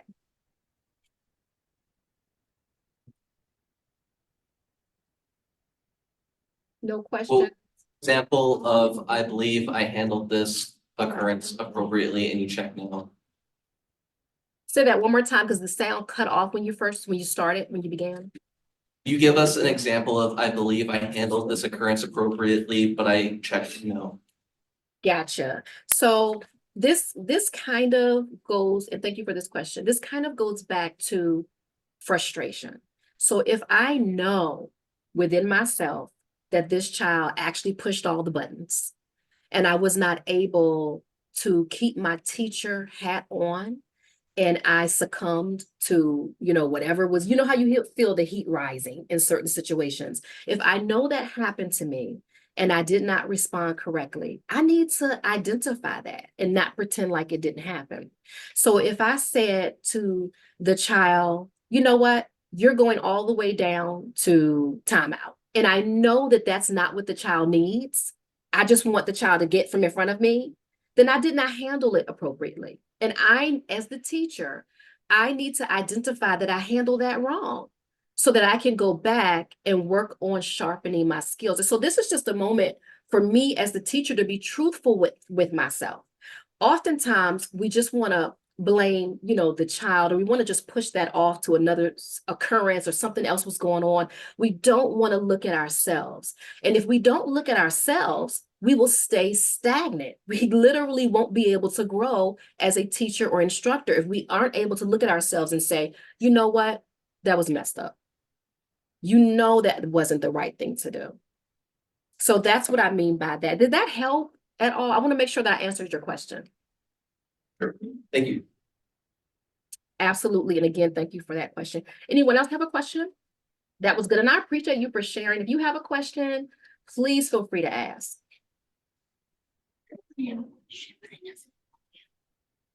Question. What do you do when a child's behavior is based on like trauma or past abuse? I heard a portion of that. You sound a little further away. Can someone help me? What do you do when a child's behavior is based on trauma or past abuse? This is such a good question. And here's my answer to this, because this is one of those situations that I spoke about earlier, where you need to have compassion and be delicate. Not all children are the same. And so we have to be, and it goes back to fairness. And so one child may respond to me in a way that another child may not respond based on triggers or based on experiences that they have had. And so my recommendation to you would be to know as much as you could. Like I strongly believe that if a child has had an experience that has had a negative impact to their life, that should be disclosed to me as the teacher. I wouldn't need to disclose that to every single person, but there are some things that you need to be aware of so that you can best meet the needs of the child. And so, I commend, number one, you and the team for knowing what this child has experienced so that you can meet the child where they are. I would get the parent involved in situations like this. I would ask them questions about how they handle things. I would ask them what they do at home. I would find out, like if this child has an IEP, I don't know if they're at the age yet, but if they have an IEP in the school system, I would partner with the child's teacher. This is partly what we do when we're meeting the needs of the whole child, which is an education term we are all mainly familiar with. And so when we meet the needs of the whole child, we understand that we are a village, like we literally partner with each other for the sole purpose of helping that child to grow and to develop. And so I would begin to build partnerships. I would not first address the child. I would find out what all tools I need in my teacher tool bag that are going to help that child in any way possible. And so in the meantime, and I wish I could answer you more directly, but I don't know the child. I haven't had the opportunity to work with the child. But what I would explain to you to do is to continue having compassion, because I know that you do, but also get additional information on what to do. I would also set up some time where you and that child spend time together. Sometimes a child needs to know they're seen and they're heard, and not just heard it in the crowd of everyone else. And so if you have moments in your days, for some people this may be impossible, but if you have like a co-teacher or whatever, take out some time with that child. And I give you an example. I told you before earlier, I have 5 daughters, and there are moments where I take them on dates by themselves, even the twins. We would separate the dates for them so I could hone in and focus in on who they were at that moment. And this may be something that will assist the child. Again, I don't have as much information to give you more specific, but tell me if what I said is resonating at all for your situation. Makes a lot of sense. Sadly, this child is 3 years old. She has, her mother has lost custody of her, so she's with her auntie, who actually is employed at the center that I'm at. Okay. We didn't get much information about her, except that she was in foster care. The auntie had got her out of foster care because her baby sister was being abused by the foster parents. But this child has a lot of trauma at 3 years old. She's self-destructive, she self-abuses her, she's abusing self-harm. Mhm. She abuses the other students around her to where some students are afraid of her, they don't want to deal with her. Mhm. She is abusive towards the teachers, and she's, and, a lot of the things that you've already mentioned, Mhm. I've done those myself, and I was like, my personal feelings was to deal with the trauma. Mhm. Or we can actually put her in situations where she can be with other children successfully. Because taking her from one traumatic situation, which was being split from her mom, and then being forced into another traumatic situation and from being in a daycare from sun up to sundown, that's Wow. a extra trauma on this little 3-year-old baby. Mhm. It's kind of like I feel like I'm not being heard, but I'm being heard because they have a therapist that comes in, but she's beating up the therapist as well. Oh, goodness. And it's kind of frustrating because I do have a lot of compassion for her. And I try to take her off, by myself and redirecting behavior when other teachers cannot, when they kind of been fed up from being abused and seeing the kids abused, Yeah. talk to her and whatnot, but she goes from 0 to infinity and beyond. Mhm. But it's kind of like, it's nothing that you can really do. Yeah. So, that's kind of like where, and she's not in my class personally, Mhm. it's two daycare, two preschool rooms, we kind of work together, we're a team. Gotcha. So, turns with her to help her as best we can, but it's like, she's traumatized. She's a very traumatized baby. And her aunt, maybe this is not best for her to be put into this traumatic situation, bringing her from 6:30 AM to 6:30 PM. She's stressed out now. She can't handle it anymore. And then she, from stress, put into more stress. And the auntie is like, no, this would be good for her because she never been to daycare before, but it's not good for her because she's traumatized. Mm. She can't, that this has never been in daycare before, they don't react like that. Mhm. Mhm. Yeah, I hear what you're saying. She's not successful in the daycare situation, and I feel like she's being, and it's just me personally from as a mother, that she's, being treated unfairly because she's so stressed out and so traumatized. Gotcha. Okay, tell me your name. Oh, my name is Tommy. Say that one more time. Tommy. Tanya. Tommy. Pomi.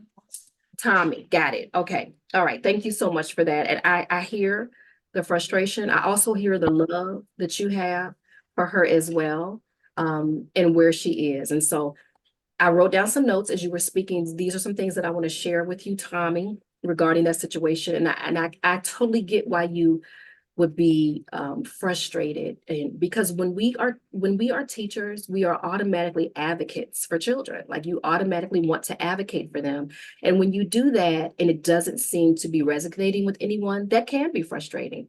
So one of the things that this child may not have for adults right now is trust. And so this is one of the main reasons, going back to something we talked about, that we need to be consistent. Consistency is something that's going to help children when they know they know they can count on you. They know every day what to expect from you. So keep doing that for her. I'm not saying that's going to be a magic potion, to help her change or, not remember, because that's not going to be the case. But you will begin to slowly chip away at the wall that she probably has up, because she will see you as somebody that she can trust, for one thing. Another thing, like I said, is the consistency. And you mentioned this yourself. If things are overwhelming for her, that could cause her to snap. That could cause any of us, to snap if something was majorly stressful. Remember, we talked about fight or flight. This is a real thing that we experience. And it sounds like this little girl is in fight mode all the time, which is so sad.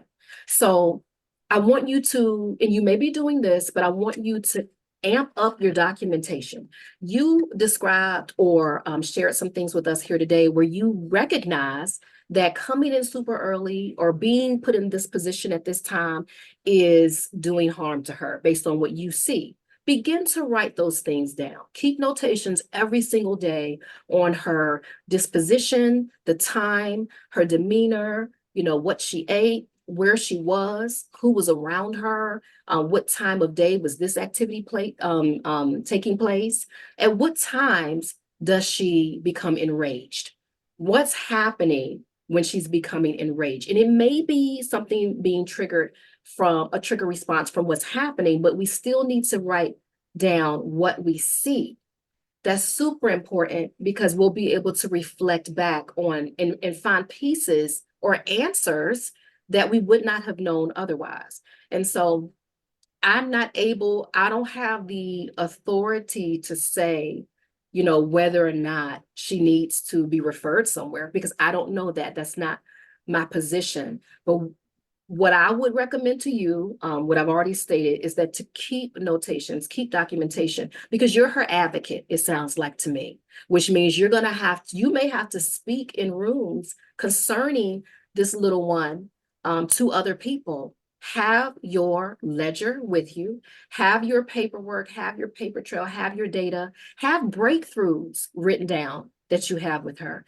There was a little girl in my school who I knew was in a home where she was experiencing some trauma as well. And I remember one day, I remember it like it was yesterday. I remember one day because it was during nap time. So everybody was like, oh no, not now. And she blew up. She was screaming and yelling and she was trying to throw things.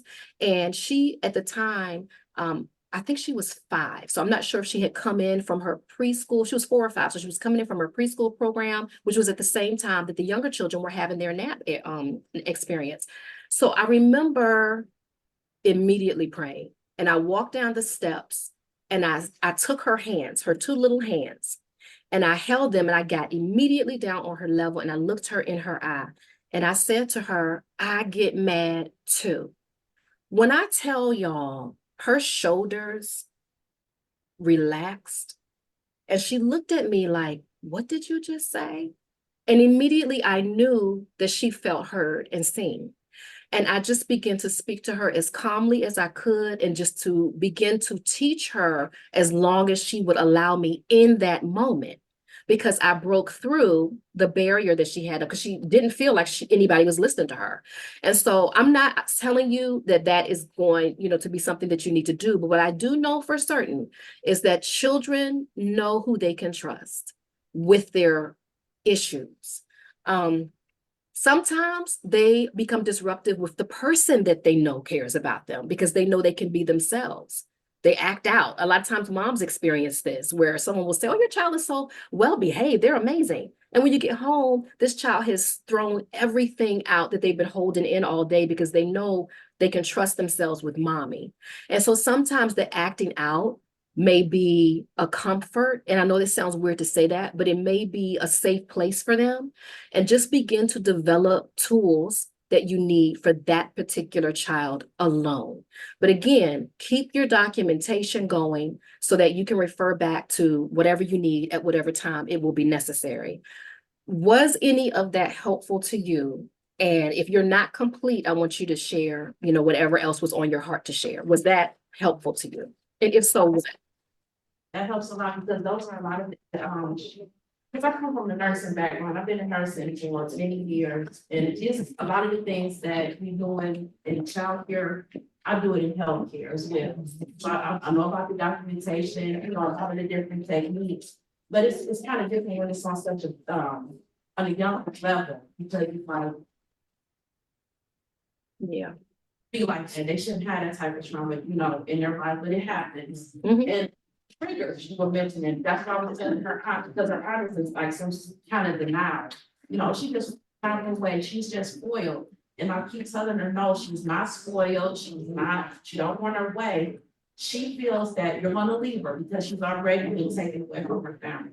She has trust issues, so what are her triggers is gonna make her, that's gonna set her off. You said, I'm already doing, and I'm trying to help the other teachers to understand that. But a lot of them are just so frustrated and whatnot, and then it becomes frustrated, for the whole staff, for everybody. because now she has went from a baby to a and it's kind of hard, so. Yeah. Some of the things I do, to try to gain her trust is be a person of my word, so if I tell her, Mhm, I'm gonna bring you some oranges tomorrow, because I know she likes fruit. And mhm. she'll, Miss Tommy, did you bring my oranges?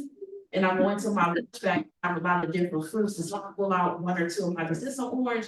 And she's like, no, and start to smile about it, and then, get to the orange, and then that's her reward, and she'll run to the table, clean it off, get her a paper towel. Mhm. So I'm the person of my word so that she can at least trust me, and I can tell the other teachers, you're a person of your word, let her trust you. Mhm. Sometimes I feel like it's going from one ear and out the other, so. I feel like I want to remove myself from the situation, but being an advocate for, elderly people, or just, I know that I can't do that because this baby's life, man, on it. Yeah, yeah. Well, I want to tell you this, it's not going in one ear and out the other. You may be planting seeds that are going to grow at another time. I do want to commend you for being her advocate and for testing things out and for making her feel that you are safe for her. I love the fact that you do that, and continue to meet with others. I would ask the teachers, where is the frustration coming from? Because we need to identify when we're frustrated, as I mentioned to you all already, so that we can address it. If we don't address it, we can't grow. And that's just the truth of the matter. So when you have meetings, focus on the teacher first and then lead into conversations about the child. Because if I don't know who I am and my abilities and my skill set, I'm not going to be able to help anyone else. And so have meetings with the teachers, if at all possible, on where they are, as far as their level or understanding. And from there, you'll be able to, as a team, make a difference. Because it's not a one person, it's not a marathon. We're dealing with cross country when it comes to teams, where we all have a part to play, and sometimes the terrain is difficult in cross country. It's not like running a marathon. So I would advise you to think about it along that lines, but again, document everything.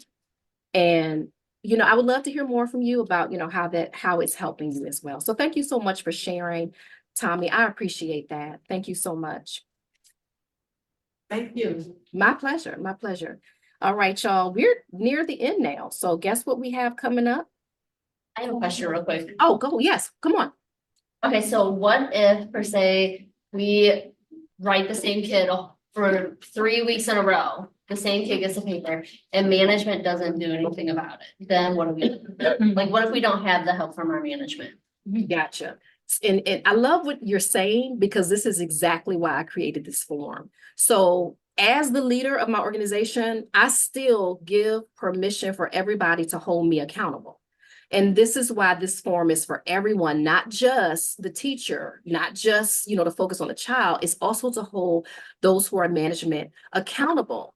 It is keeping track of your experience. So I don't know if you're writing it down, but it's keeping track of the experience that you're having when you see these issues. And so if you've done everything you know to do and you're still not getting assistance, then I would recommend you to ask for a meeting of some sort. Now, obviously, I have zero authority there at your place of work, but I do know that you should have a right to ask for help and to receive help.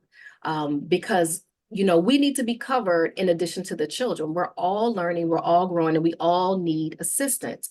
And so I would bring that up if you have, any type of roundtable meetings. I don't know how the structure is, but at the end of the day, document everything that's taking place with that student, because there's got to be at some point in your behavior management system that write-ups are over and you move to the next step.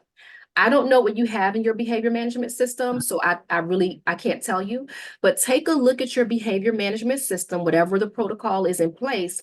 How many write-ups can there be before what's the next step after write-ups? Can you tell me that? If write-ups aren't working, what's the next step? I'm not sure. Find that out. Find that out. If you're writing the child up and it gets to the point, how when you're talking And let me go back to the yeller, which is, disrespectful to the child. But let me tell you something about that to help hopefully give an illustration of what I'm trying to say. When a child is constant, this could be a parent or a teacher, is constantly being yelled at to do things, after a while, the child will recognize that as just your language. That's just the way you speak, and it won't mean anything to them. It will have no effect because it's just the way that you act as the adult.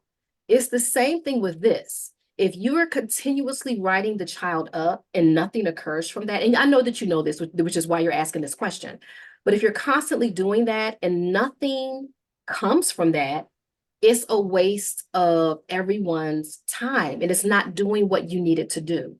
So get all of your write-ups together, document them, and request a meeting with someone who is able to make a decision about what needs to take place with this child. Even if the outcome is not what you want it to be, you know that you did everything that you could do, and you'll have to make whatever decision is best for you. But make sure that at the end of the day, you never have to try to remember anything. You have everything written, you have your documentation. How did the parents respond? How did the children respond? How did management respond every single time you had to write this child up? So I wish I could see your behavior management system, because I could definitely give you some more clarity or guidance or advice on how to tighten it and those who are supposed to adhere to it, but I just don't have access to it. So if you're not familiar with what happens next, find out, well, what happens next? How many write-ups am I to do before something happens? And if there is nothing that happens next, that lets me know that the behavior management system may be faulty or may be unfinished or may need to be updated. Did that help at all? Yes, thank you. I also have a question. Yes, come on in. So when you've already, like, when you and management both have taken like every step you possibly could to manage the behavior and make a change, but you go to the parent and the parent refuses to believe that there's even a problem. Gotcha. So I'll skip to my answer. I was going to say a couple of things, but it sounds like you've pretty much done everything. You've provided documentation. In my school, we actually even had a camera. So there were times where we had to show the parents footage. So I don't know if you have that availability. Always have somebody sign off on what you've seen, what you've done, what you heard. And once you've done all that you can do, then you just have to stick to your consequences. Whether or not the parent believes you makes no difference. If you've gotten to the portion in your protocol and your behavior management system where it's time to say expel the child or suspend the child, then you just go ahead to your next step. And you can do that successfully and confidently, because you have all of your data and your paperwork standing behind you. Your paperwork will speak for you when you don't even know what to say. And so again, I'll ask the same question. What is in the behavior management system about that particular situation? See, your behavior management system needs to be completely foolproof. There should be something in it that addresses parents who don't want to participate, cooperate, or support. There should actually be something that addresses them as well. And so are you aware that there's anything like that in the management system?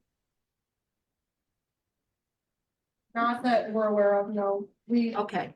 the problems to the parents' attention, and he's just like, well, no, I don't believe that my child does that. Well, how can you do that? And then his response to his son doing any of it is, oh, well, those kids are smaller than you. We shouldn't do that. Gotcha. So here's what I'm hearing. It sounds like this, and I could be wrong, so you'll just let me know. It sounds like this parent, you need to have a meeting of sorts with the parent where you go over your behavior management policy. Like everyone should be aware of how things are escalated when it comes to behavior, even the parents. Now, keep in mind, I'm not saying to you that they have to be in agreement. Their agreement doesn't matter. Once you've gotten to a portion in your behavior management system that says, do this if this occurs, you just do this if that occurs. It doesn't matter. There's no go back and forth. If you find yourself going back and forth with a parent, the conversation has gone on too long. This is when parents think that there's some give and take. They can continue to argue with you. And that's, if you've gotten to that point, something has gone Totally wrong. So I would recommend that you disengage with any parent who is choosing to go back and forth with you. There's something I need you to also understand, which you may know when you're dealing with difficult parents, is that when you say something negative, which will be perceived as negative, I'll say that it may not be negative, but it may be perceived as negative. They take it on as if you're talking about them. They haven't separated the two. This is why the relationship is so important. This is what I teach about the most, y'all, relationships. So when that family comes in, immediately begin developing relationships with that family, immediately begin sharing on a regular basis the good things that that child is doing. Because when it's time for you to talk about something negative going on in that child's behavior during the day, they're going to be more apt to receive it because they know they can trust you. And so I don't know if you have a relationship with this family, if they have had exchanges with you that were positive. Amp up positive exchanges, because when this family respects you in such a manner that you have built a relationship with them, you've built rapport with them. When it's time for you to deliver negative information, or again, what is perceived as negative, they will believe you. So answer this question for me. Do you have a good relationship with that child's parent? I am actually the only one that he responds to in any other type of way than just, okay, okay. Mhm. So like, I'm the only one that like, he's actually like had a decent conversation with without completely shutting it down. Gotcha. So then you have your foot in the door, in other words. Yes. Okay, this is a good position to be in. Now, what I would recommend that you do is to begin sharing even more positive information, but also begin to make it clear to them what your protocol is. This is something that we should do from the very beginning when parents come into our programs, to make them aware of certain things so that they know there's a system for everything. But you might be the one that could change everything if your foot is in the door. Begin to share more positive techniques with the parent, and also ask them, and this is important too, ask the parent, and we're actually talking about this in the other class that I'm going to do with you all today. Ask the parent what they do at home when it comes to discipline. Begin to involve them in the conversation so it's an exchange between the two of you. It's not just the teacher or the instructor giving information about what they see. Begin to have an exchange with them about both environments. That's going to give you some key as to what you might be missing when it comes to them understanding you in the class. Sometimes parents need to be educated on early childhood development as it pertains to the situation their child is in. So there are some more I wish I had some more time to talk to you about that, because I could share a lot more when it comes to that. And I would love to be able to do an observation as well if we were granted the opportunity. But I would recommend that you start there. Since your foot is in the door, begin to apply some more techniques that are going to strengthen your relationship with that parent. Was that helpful at all? Yeah. Okay, and I would love to hear more about that. All right, y'all, I literally have like 5 minutes. That's what they gave me. So were there any other questions though? And if you have more and you want to send them to me, I can still respond to you. You can gather my information at a later time, and I'll be happy to respond to you or give you some more feedback that might be helpful. So if you're not complete, this is not the last time that you can hear from me. We can still respond and have more dialogue at another time. So let me go ahead and move to our next, because we have a quiz. If I'm looking at this correct, yep, we have a quiz coming. So get your phone ready.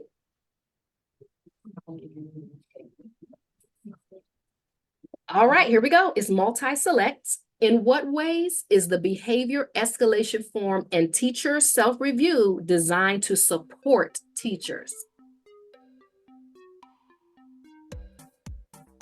Didn't have much time with this one, y'all. We got about 10 seconds.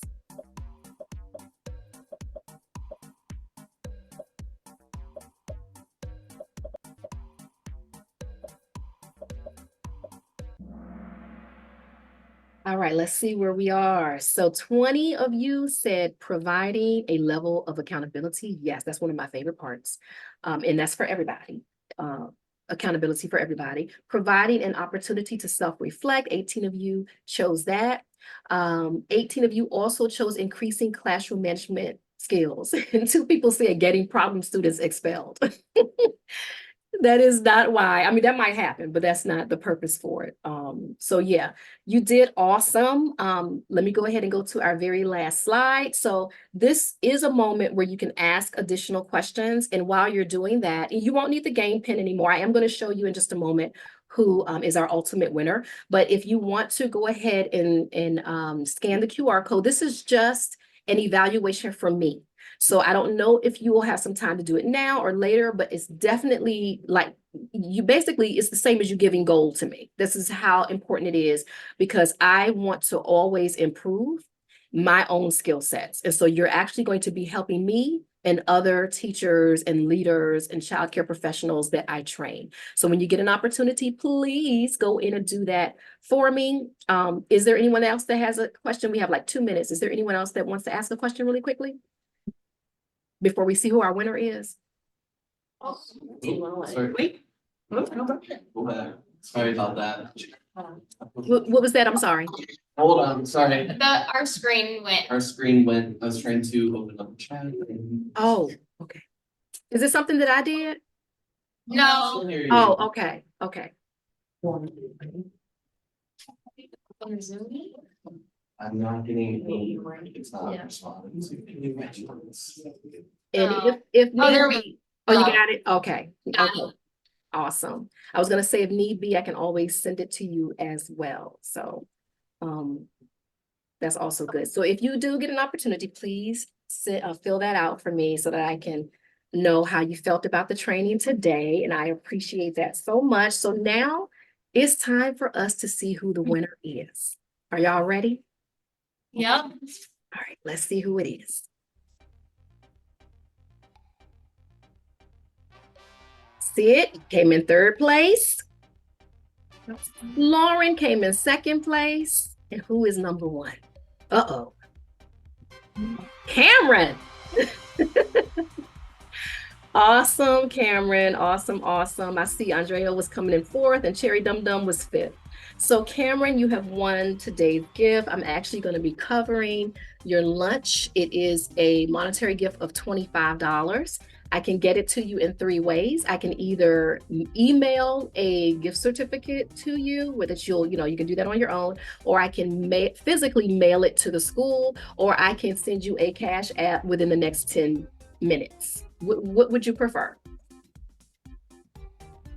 Email. Email. Okay, well, we can send the email. All right, so I'll send an email. Now, am I sending that to Cameron or someone else? Yeah, we want to write down your phone. Send it to Cameron? If you write it down for us, we'll get it to you in chat. Yeah. If you hang All out right. after the All right, class. awesome, just awesome. get it. Oh, excellent. Well, thank you so much for your time here today, you all. I really appreciate it being in the room with you. I hope that it was beneficial to you and you had a good time. And I hope that I'll get to see you again. Thank you. My pleasure. We're gonna send, we're gonna send the, email for Cameron and then my email, if you could send me the brain one and I can distribute to everybody. Absolutely. Okay, I think Josh is trying to put it in the chat with Oh, you. okay. Well, let me go over to the chat real quick and I'll collect that from there. This first one is for the brain. Maybe. And then. All right, let me go ahead and Here, if you want, Take here, your email and don't care really. you said that email is for the brain image. yeah,